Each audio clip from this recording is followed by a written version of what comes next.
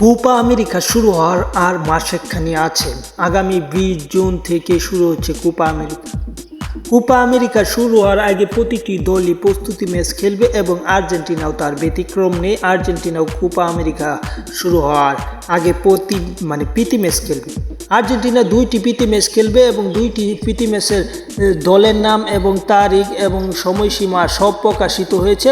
তাই চ্যানেলটি সাবস্ক্রাইব করে পুরো ভিডিওটা দেখুন। আর্জেন্টিনা প্রথম ম্যাচ যেটি খেলবে সেটি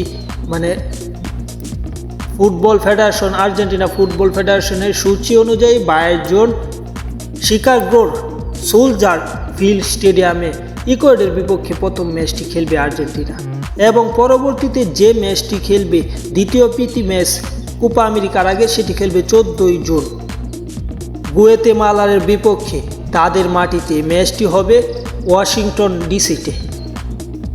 এর আগে ফেব্রুয়ারিতে জানিয়েছিল এক বিবৃতিতে শিকাগো ঠিক ছিল আর্জেন্টিনার প্রথম ম্যাচের ভেন্যু, তবে আর্জেন্টিনার দ্বিতীয় ম্যাচের ভেন্যু সেটা ঠিক ছিল না, সেটা আরেক ভেন্যু ছিল এবং সেই ভেন্যু পরিবর্তন করেছে। সেই জন্যই আবার নতুন এই সূচিটা প্রকাশ করেছে বা এই বিবৃতিটা প্রকাশ করেছে।